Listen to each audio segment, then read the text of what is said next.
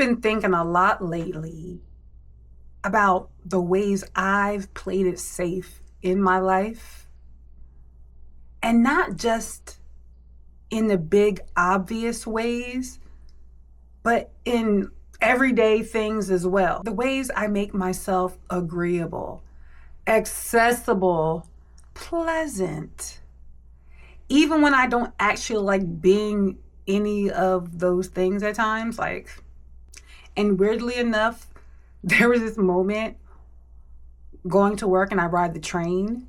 And even when I actually don't feel like being any of those things, and weirdly enough, there's a moment on the train, because I ride the train to work, a security guard in my building, and me, hey, y'all, cutting my hair.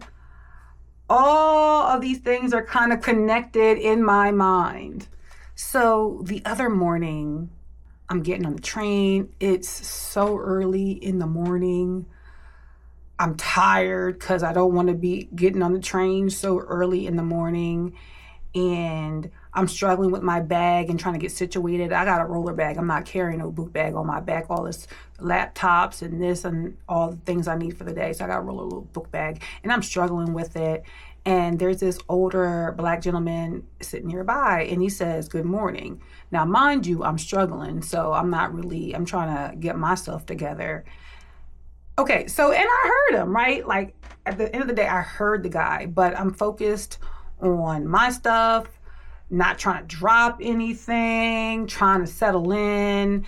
And so I didn't even respond right away. So once I finally get myself together, he's like, "Good morning." And honestly, that moment made me ask something that kind of can't stop thinking about. And that question is, are strangers entitled to your engagement? Are they entitled to my engagement?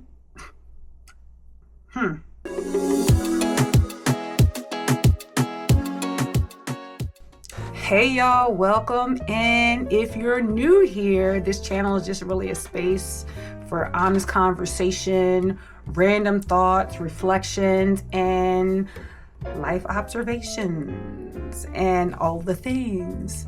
So if that sounds like your vibe, definitely just stick around with me, okay? Listen, now before y'all get all dramatic on me, I do believe in speaking to people, okay? Especially culturally, how I was raised up as a Black person, as a Black woman. There's definitely that thing of speak when spoken to. You're being polite. Somebody says hello, you say hello back, good morning back. And because the gentleman was an older Black male, that kind of felt I felt that layer a little more, okay? Like it's respect, and I get that, but at the same time, it's early. I don't want to talk to nobody. I ain't trying to engage. I'm just trying to get to my seat, finish my makeup, whoop-de-whoop, okay? And honestly, sometimes I just don't feel like interacting with people. As much as I would consider myself an extrovert, sometimes I just don't feel like it. And then, why? Why do I need to speak to you? I don't even know you. It's like, good morning, okay. What irked me is that he felt like he was entitled to my hello. Yes, it would have been polite, but, I don't even know you. And first of all, I try to get on a quiet ride train in the morning.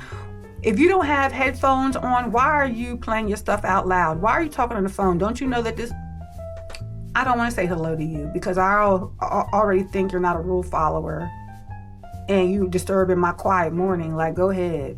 But anyway, but it also made me think about this security guard that used to work in my building where I work when I get to work, okay? I mean, he was very friendly. He was funny, very talkative.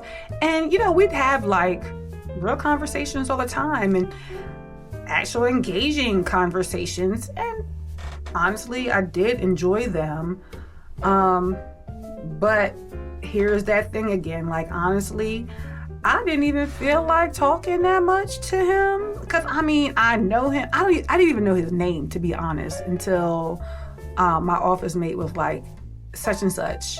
And I was like, who that? The security guard. I was like, oh, okay. But, you know, and there were times, you know, because he would be right outside of our suite door. So there were times I walk into the building or come out of the office, and I was just hoping that he was on break. Not because I didn't like him, because I felt like a relief, okay, when I didn't have to perform socially. I didn't have to stop. I didn't have to engage. I didn't have to be on. I feel like a lot of times in life I got to be on, just by the way I've been raised as a pastor's daughter and having that look and having to be on. I just want to walk into my office quietly and mind my business, and that's about it.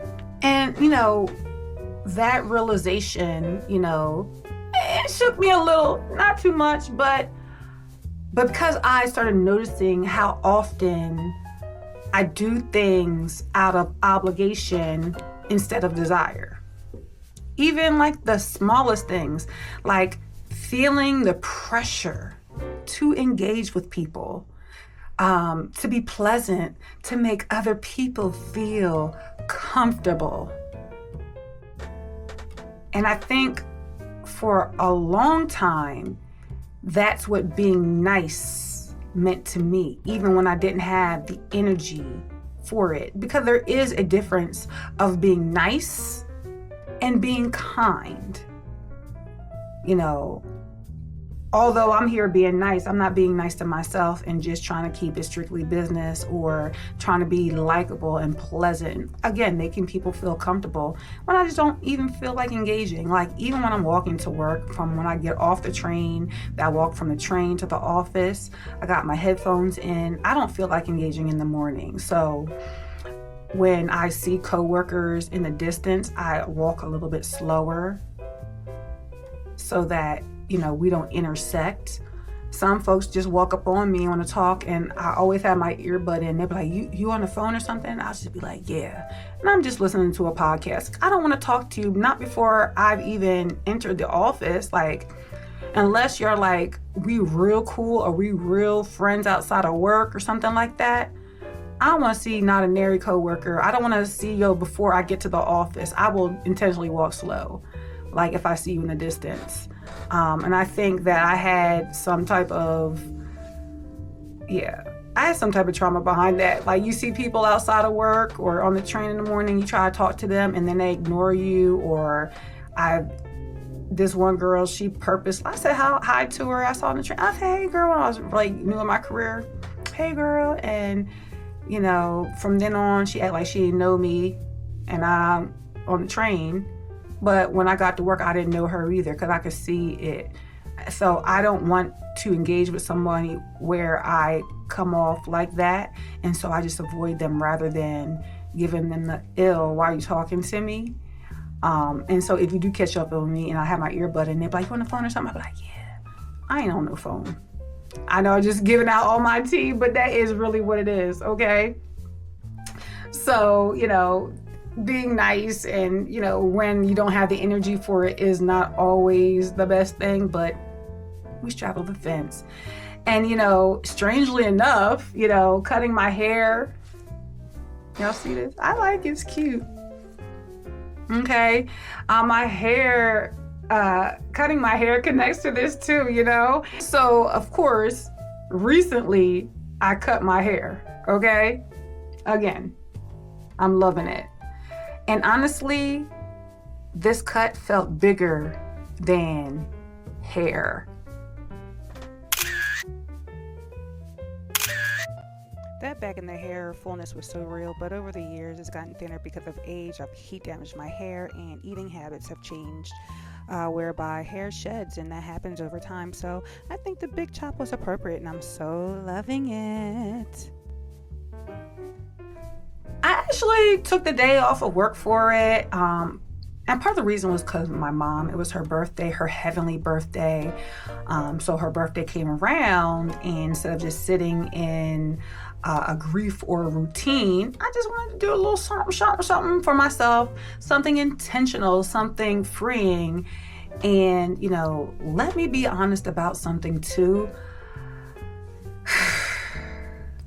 I've always had what people call good hair. So I have fine, curly 3B, C, 4A curl pattern. Growing up and now, even now, people ask me if I'm mixed. I am mixed. Both my parents are black. One was very dark skinned, one very light skinned, but I am not mixed. My parents were African Americans, okay? But with that being said, I know that hair carries certain, social currency, people project and a lot on it.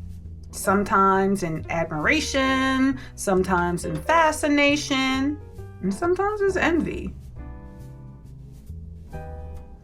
And when I cut my hair, so far, and I'm probably gonna have more, the reactions are so interesting. People are like, this lady came up to me with like, did you ask my permission to cut your hair? And then I get why would you cut all that pretty hair off? And I remember thinking, why are you talking about my hair like it belongs to you? Weird, okay? Like I did it for me because I want to. And honestly, I think for a long time, my hair was my safety net, right? People saw it first, the long, pretty curls, the pretty hair, and subconsciously, I hid behind it a little bit, After losing over 130 pounds, I realized that I don't need long hair to feel beautiful. I don't need to hide behind my hair. I can rock a short cut, okay? I can let my face shine. And baby, guess what? My face card never, ever, ever declines. I've been pretty at 300 pounds. I was pretty, a pretty girl, okay? And I'm still pretty, still that same girl at 150 pounds. And that's something I really had to grow into understanding. But the truth is, I've been criticized a lot in my life too. And sometimes the criticism hits deeper than I let people know. But one thing about me, I was never, ever gonna let people see that they hurt me. Oh no, been there, done that. Nope. I took it like a champ because in my mind, I couldn't let people feel like they had me, like they broke my confidence. But now, nah. We're in a different era now, baby. And I'm realizing my confidence isn't pretending that things don't hurt. It's knowing you're still worthy, even after they did.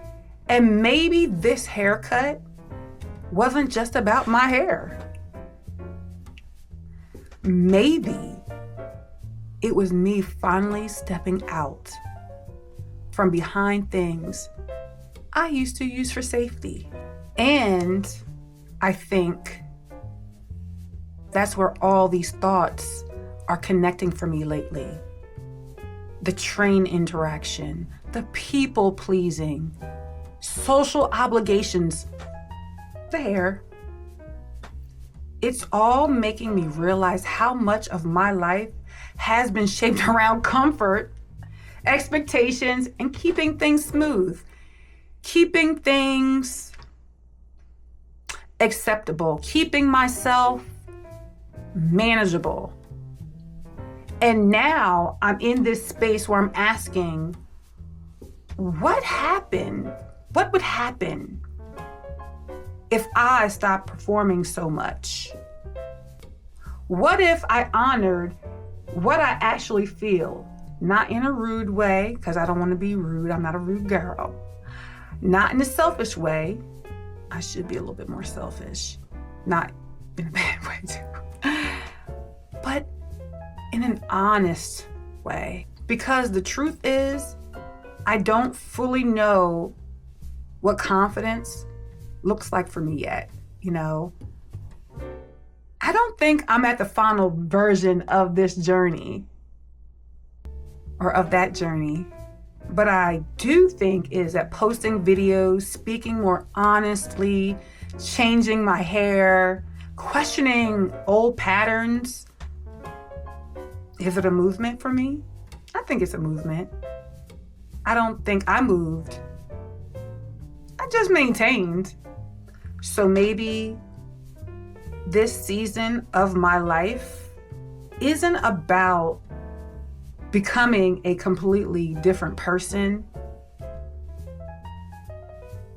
Maybe it's finally about just listening to myself, even in small moments, even when it's uncomfortable, even when it disappoints people a little. And I'm curious, have you ever realized you were doing things more out of obligation rather than genuine desire? And do you think strangers, people you don't know, people in passing, people you might pass on a regular, are entitled to your engagement just because they spoke to you? Let's talk. If you made it to the video, just add some green hearts in the comments below. Thank you guys so much for watching, and until we meet again, ciao.